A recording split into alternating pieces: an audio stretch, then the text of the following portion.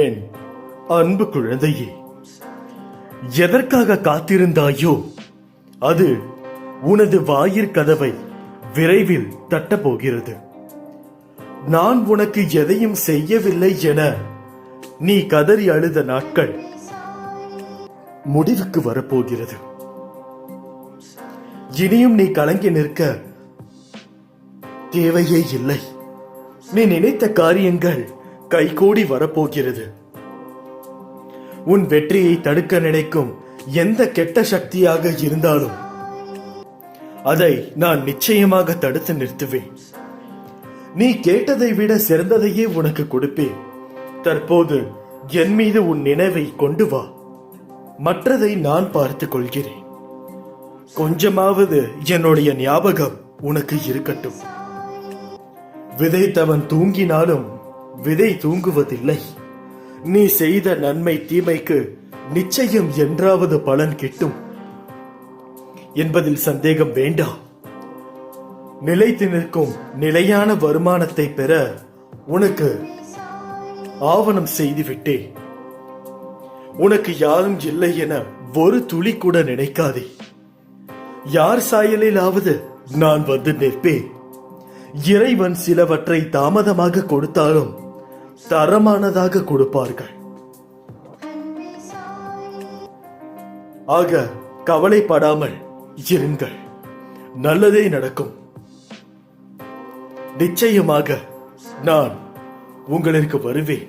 உங்கள் இடத்திற்கு வருவேன். உனக்கு வெளிச்சமாக நான் இருக்கும் வரை எந்த ஒரு இருளும் உன்னை சூழ முடியாது என்பது சத்திய வாக்கு. உனக்கு எந்த ஒரு காரணமாக இருந்தாலும் அதை என் முன் கூறு, என்னிடம் கூறு.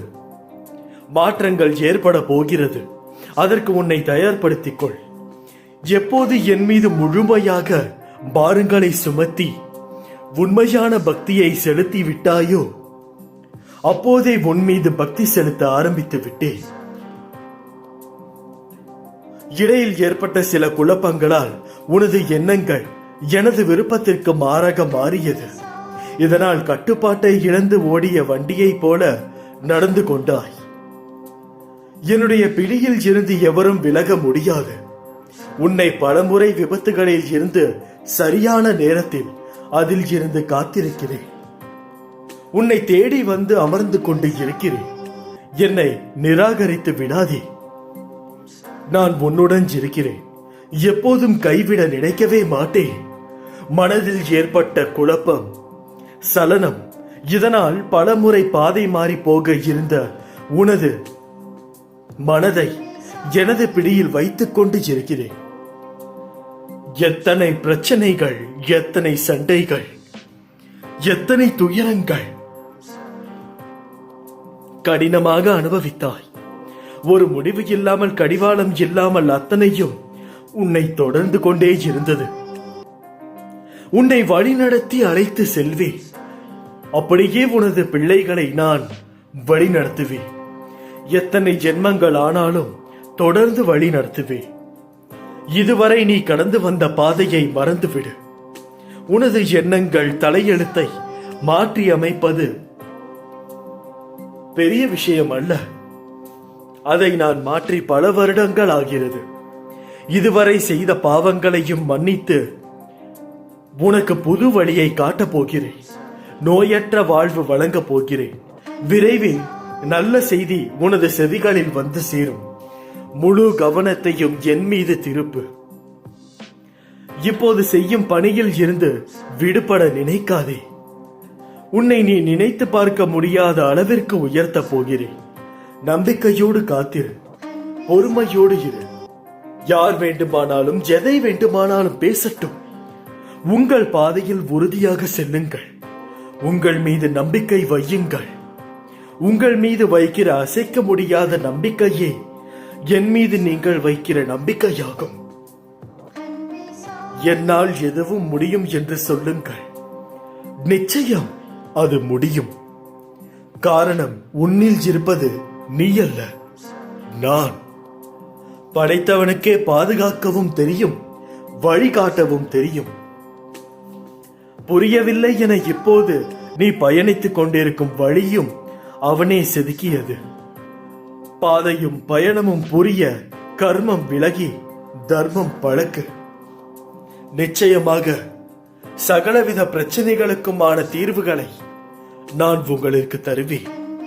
நன்றாக வாழ்ந்தவன் கெட்டதும் இல்லை, துயரங்கள் எதுவும் நிரந்தரமும் இல்லை. அதற்கு சர்வ பலன்கள் கர்ம பலன்கள் ஒன்று மட்டும்தான் காரணம். எதுவரை போகட்டுமோ போகட்டும், நான் இருக்கிறேன். மனம் தளராதே, அனைத்தும் ஒரு நாள் முடிவுக்கு வந்து சேரும். வாழ்வில் கடந்து வந்த பாதையை நினைத்து கலங்காதே. உனது கை ஓங்கி இருக்கும் சமயத்தில் உன்னை உபயோகித்தும் ஓங்கிய கைகள் இறங்கிய நிலையில் உன்னை உதாசீனப்படுத்தி கீழே வீழ்த்தி அழகு பார்க்கும். இது காலத்தின் கட்டாயம். உன்னை பற்றி அவர்களாக தெரிந்து கொள்ள வேண்டும். நீயாக விமர்சனம் செய்யக்கூடாது. உன்னிடம் அன்பாக பேசினால் போதும். கர்ணனை போல அனைத்தையும் கொடுத்து விடுவாய். பின்னர் வருத்தப்படுவாய். தேவைப்படும் சமயத்தில் வரும் நண்பர்களும் சரி, உறவுகளும் சரி, உனது நிலை தடுமாறும் சமயத்தில் அருகே வரவே யோசிக்கும். ஏன் நிழல் கூட மறைந்துவிடும். கண்ணாடி போல பிரதிபலிக்கிறது உனது வாழ்க்கை. தைரியமாக இரு. எல்லாம் இழந்தாலும் கலங்காதே. உன் துயரங்களை போக்க நான் இருக்கிறேன். பொறுமையோடு நம்பிக்கையுடன் இரு. எனக்கு ஆடம்பரமான பூஜைகள் தேவையில்லை. அன்பு மட்டுமே போதும். நான் இருக்கிறேன், கைவிட மாட்டேன். கடலே கவிழ்ந்து போனாலும் கன்னத்தில் கை வைக்க வேண்டாம் என்று கூறுவார்கள். அதே போல்தான் உன்னுடைய வாழ்க்கையும்.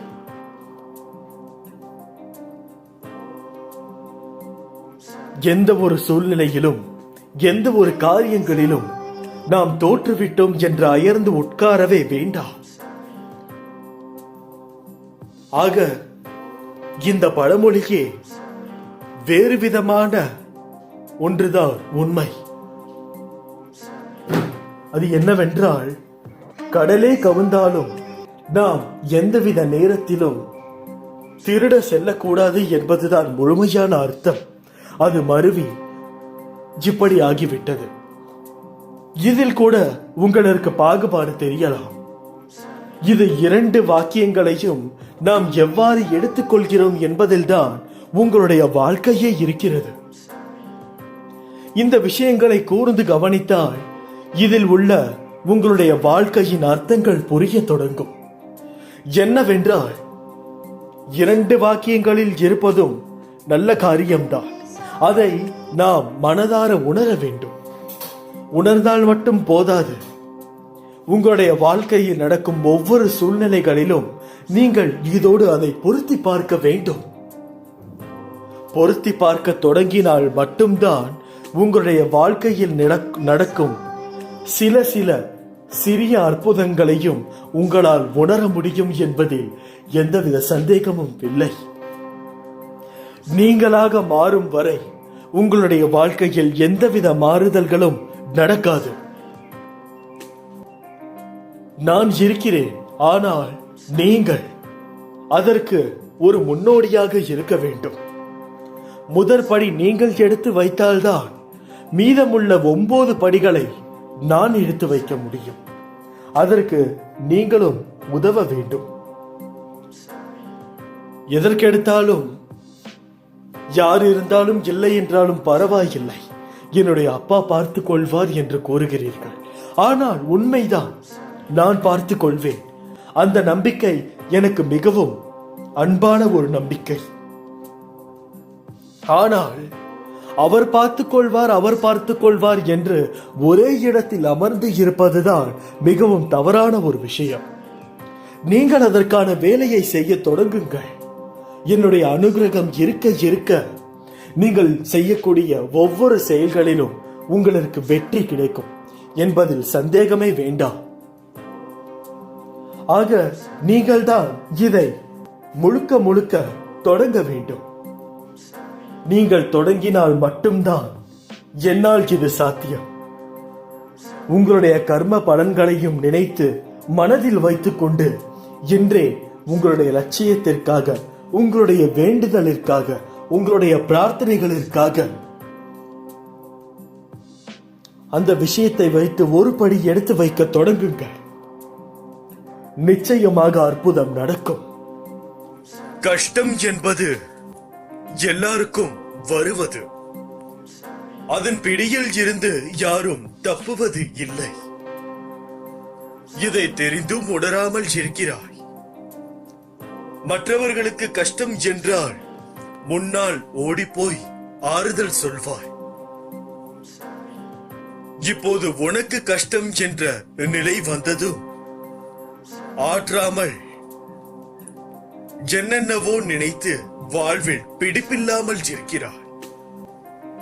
பிறந்தது முதல் இதுவரை எண்ணற்ற கஷ்டங்களுடன் வாழ்கிறேன், என்னை மீட்பார் யாரும் இல்லை என புலம்புகிறது உன்னுடைய மனம்.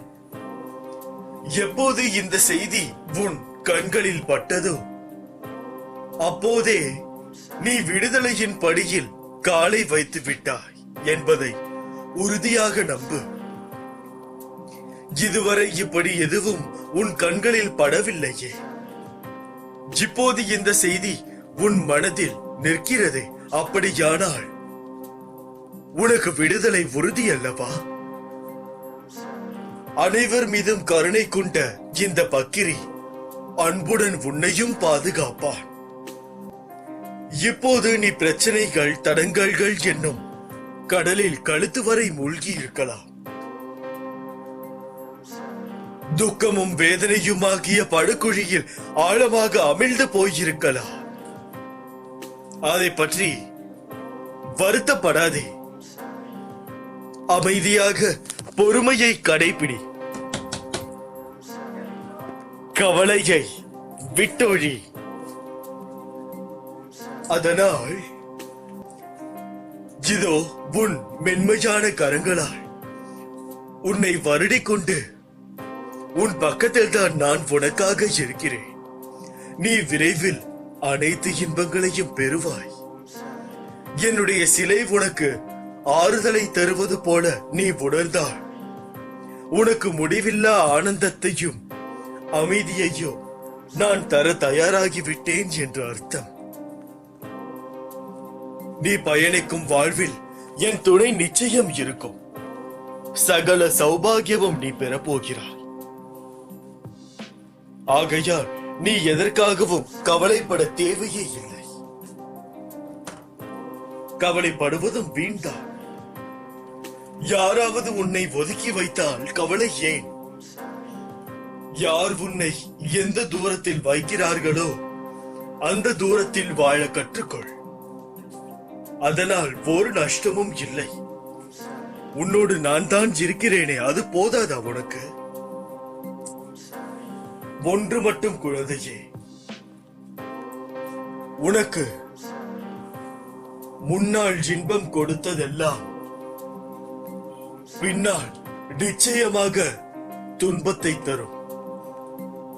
ஆகையால் உங்களுடைய கட்டுப்பாட்டை நீங்கள் தாண்டாதீர்கள். ஏனென்றால் ஒவ்வொரு மனிதனுக்கும் ஒரு கட்டுப்பாடு உண்டு. தன்னுடைய கட்டுப்பாட்டின் நிலையை அறிந்தால் எந்த ஒரு மனிதனும் தவறு செய்ய நிச்சயமாக செல்ல மாட்டார்.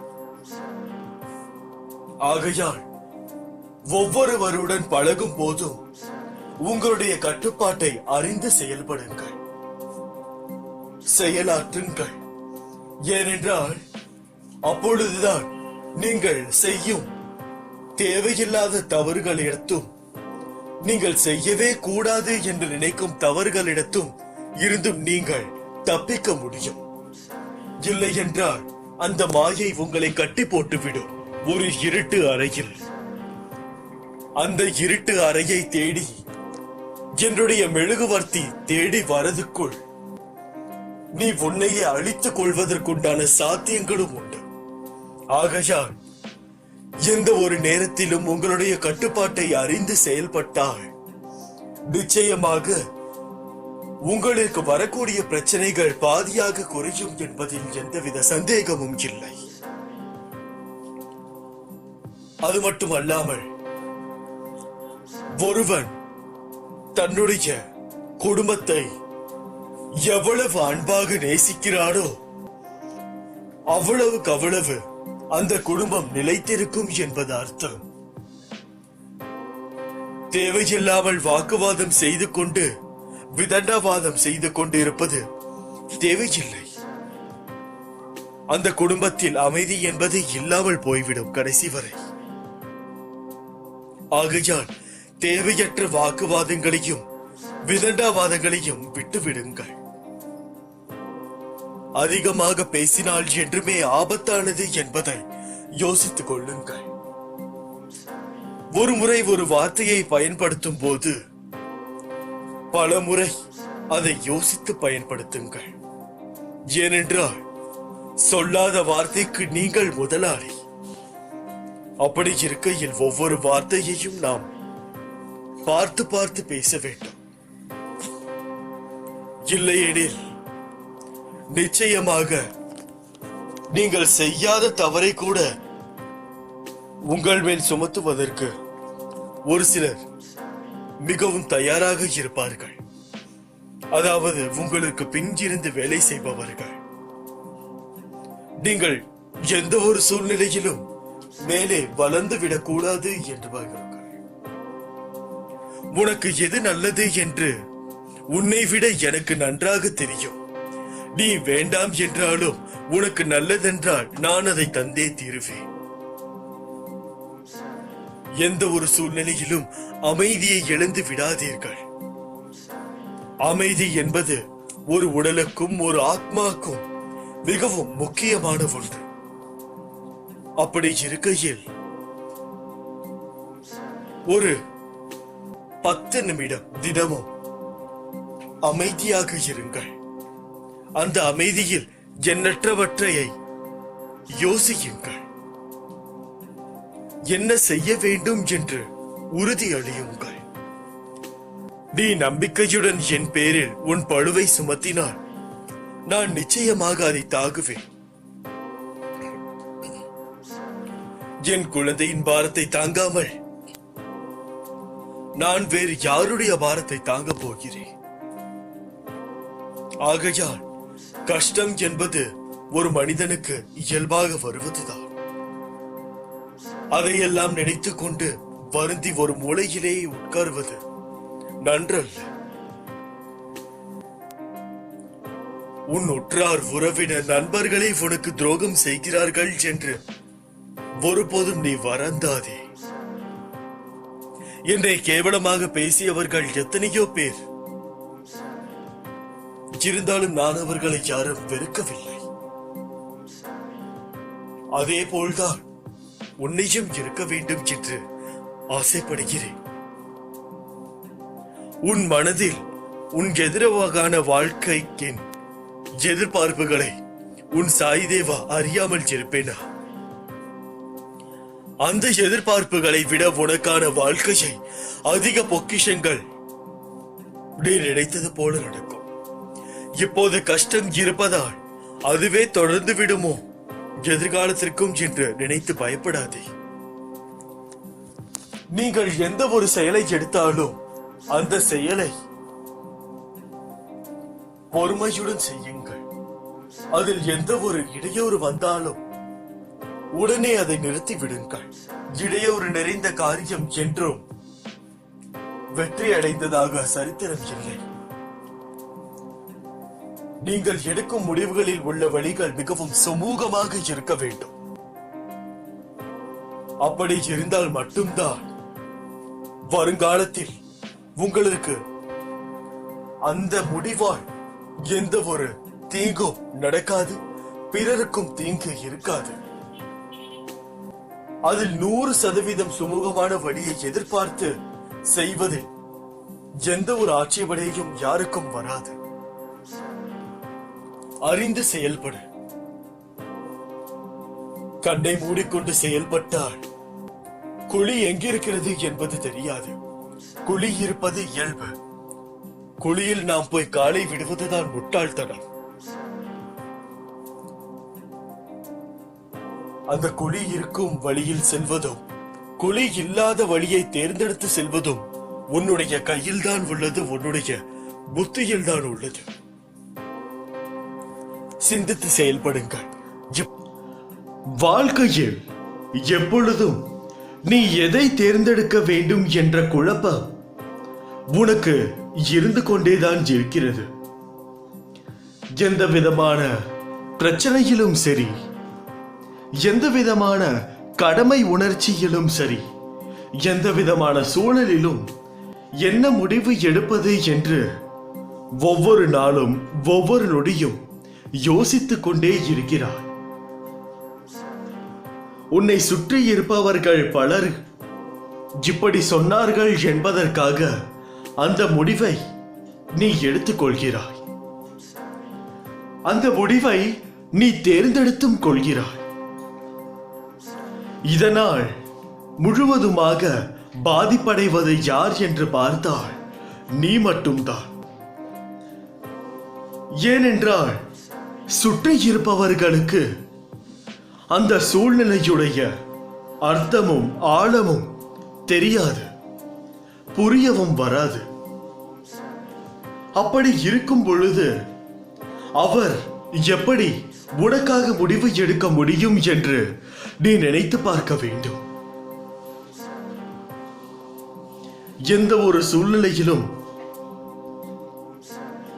காரணம் இல்லாமல் நடக்காது என்று நான் ஏற்கனவே கூறியிருக்கிறேன். அதே போல்தான் நீ ஏதாவது ஒரு முடிவு எடுக்கும் பொழுது அதை 1க்கு 100 முறை அதை யோசிக்க வேண்டும். ஒரு முடிவை எடுக்க வேண்டும் என்று நீ விரும்பிவிட்டால் பிறரிடம் அந்த முடிவை பற்றி அவர்களுடைய நோக்கத்தை மட்டுமே தெரிந்து கொள்ள வேண்டுமே தவிர முடிவு எடுப்பவர்களாக அவர்கள் இருக்கக்கூடாது. அந்த முடிவினால் அவரது நோக்கம் என்ன என்பதை நீ கேட்டுக்கொள்ளலாம். அதையும் ஒரு அங்கமாக எடுத்துக்கொள்ளலாமே தவிர அதையே முழு முடிவாக மாற்றுவது மிகவும் தவறான ஒரு விஷயம். ஏனென்றால் நீ எடுக்கக்கூடிய அந்த முடிவில் யார் யார் எப்படி எப்படி பாதிக்கப்படுவார் என்று உனக்கு மட்டும்தான் தெரியும். ஆகையால் நன்கு பரிசோதித்து நல்லதை மட்டுமே தேர்வு செய்யுங்கள். மனிதர்கள் அனைவரும் மாயை என்ற வலையில் மாட்டிக்கொண்டுதான் இருக்கிறார்கள். இருந்தாலும் கூட அந்த மாயையில் இருந்து நல்லதை எது மட்டுமே எடுக்க முடியுமோ அதை மட்டுமே எடுத்து வந்தவர்கள் வாழ்க்கையில் வெற்றி அடைந்திருக்கிறார்கள். மாயையில் மாட்டிக்கொண்டவர்கள் தீயவானர்கள் மட்டுமே என்று கூற முடியாது. எந்த ஒரு விஷயமாக இருந்தாலும் நாம் அதை எப்படி கையாளுகிறோம் என்பதில்தான் அதை சார்ந்து உள்ள நல்லதும் கெட்டதும் இருக்கிறது. ஆகையால் ஒரு விஷயத்தை தேர்ந்தெடுக்க தொடங்குங்கள். நல்லது, அதை மட்டுமே எந்த ஒரு நொடியிலும் எந்த ஒரு நிமிடத்திலும் செய்ய தொடங்குங்கள். நல்லது செய்ய தெரிந்தும் செய்யாமல் இருப்பவன் பெரும் பாவத்திற்கு உள்ளாவான். நீங்கள் நடந்து செல்லும் பொழுது உங்கள் கண்ணிற்கு ஒரு எறும்பு புலப்பட்டால் உங்கள் காலடியை அதன் மேல் எடுத்து வைத்தும் அது இறந்துவிடும் என்பதையும் உங்கள் மனம் அறிந்திருந்து நீங்கள் அந்த தவறை செய்தால் அது பெரும் பாவமாகும். நாம் நினைக்கலாம், எறும்புதானே, அதனால் என்ன பெரிய பாவம் நடக்கப் போகிறது என்று. இந்த உலகத்தில் எறும்பும் ஒரு ஜீவராசிதான். அதற்காகவும் தான் இந்த உலகம் படைக்கப்பட்டது.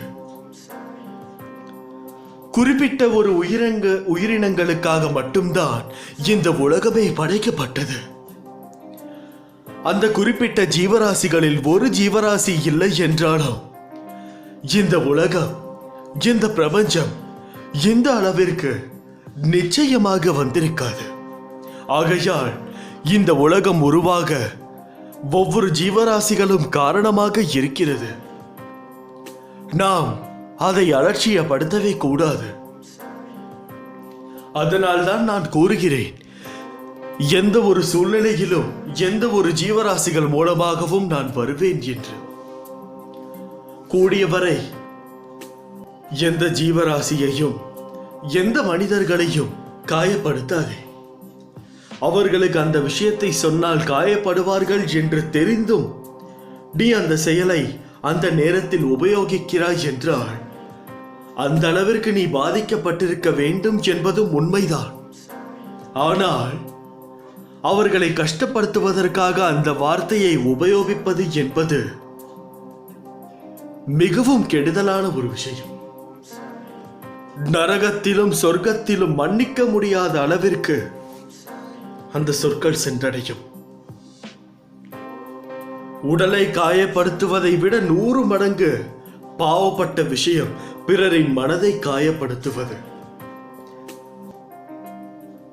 அப்படி கணக்கிட்டால் இந்த உலகத்தில் எல்லாரும் காரணமற்ற அளவல்லாமல் பாவங்களை செய்துதான் இருப்பார்கள். இருந்தாலும் அதில் இருந்து சிறிதும் மாறுபட்டவனாக நீ இருந்து விட்டு போ. உனக்கு அதன் மூலம் செல்வமும் புகழும் கிடைக்காமல் விட்டாலும் உன் மனதிற்கு நிம்மதி கிடைக்கும். அந்த நிம்மதியை வைத்து எந்த ஒரு இடத்திலும் எந்த ஒரு சூழலிலும் நிம்மதியாக உறங்கலாம். இன்று இருக்கும் காலகட்டத்தில் இரவு நேரங்களில் உறக்கம் வரவில்லை என்று காசை செலவழிப்பவர்கள் ஏராளம். அவர்கள் அனைவரும் தங்களுடைய மனதிற்கு ஏற்றவாறு நிம்மதியான ஒரு விஷயத்தை செய்திருந்தால் இந்த சூழலில் அவர்கள் யார் யாரையோ போய் சந்திக்க தேவையே இல்லை. மனது ஒன்றுதான் அனைவருக்கும் சொந்தமான ஒரு பெரிய விஷயம். அதை நிம்மதிப்பட செய்துவிட்டாலே உங்களுக்கு எந்த நோயும் வராது. மன நிம்மதி என்று ஒன்று இருந்துவிட்டால் தாராளமாக மனதைரியமும் வரும். மனதைரியம் என்று வந்துவிட்டால் உங்களை சுற்றி நடக்கும் சூழ்நிலைகள் தப்பாக இருந்தால் அதை தட்டி கேட்க தோன்றும். கூட்டத்தில் ஒருவன் தட்டி கேட்க தொடங்கிவிட்டால் சுற்றி இருக்க அனைவரும் நிச்சயமாக தட்டி கேட்பார்கள். அந்த தைரியம் ஒருவன் மூலமாக தான் வர வேண்டும் என்றால் அந்த ஒருவன் நீயாக இரு.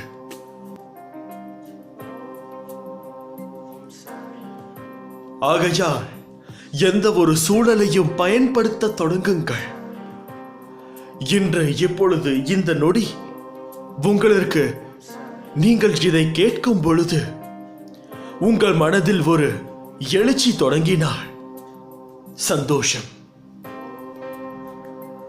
இதை இப்பொழுது கேட்டுவிட்டு அப்படியே விட்டுவிடுவது என்பது பயனளிக்காது. இதை வாழ்க்கையில் ஒரு அங்கமாக எடுத்துக்கொண்டு எந்த எந்த இடத்தில் எல்லாம் இப்படி தேவைப்படுகிறதோ அதற்கெல்லாம் நீங்கள் தகுந்தவாறு பயன்படுத்த வேண்டும். என் குழந்தையே, நீ முதலில் கருணையோடு இருக்க பழகு. கருணை என்பது இந்த உலகத்தில் அனைவருக்கும் மிகவும் பொதுவான ஒரு விஷயம். இவர்களுக்கு தான் காண்பிக்க வேண்டும், இவர்களுக்கு தான் காண்பிக்க கூடாது என்பது எல்லாம் இல்லை. பணம் இருப்பவர்களுக்கு நிம்மதி இல்லை என்று கருணை காட்டுங்கள். நிம்மதி இருப்பவர்களுக்கு பணம் இல்லை என்று கருணை காட்டுங்கள். பிறரின் கருணையில்தான் இந்த உலகமே அடைந்திருக்கிறது. கருணை ஒன்றாலேயே அன்பு உண்டாகும். அன்பு ஒன்றாலேயே அகந்தையை ஒழிக்க முடியும். அகந்தையை ஒழித்தால் மட்டுமே பாகுபாடு குறையும். நம் உலகத்தில் பாகுபாடு என்பது எப்பொழுதிருந்தோ ஆரம்பித்து விட்டது. இந்த உலகத்தில் அதிகமானவர்கள் அந்த பாகுபாடை பார்த்து விட்டதால் தான் என்னவோ நல்லவர்களுக்கு காலமே இல்லாமல் போய்விட்டது. இனியும் அந்த காலம் வேண்டாம். இப்படிக்கு உன் சாயப்பா. அல்லாஹ் மாலிக்.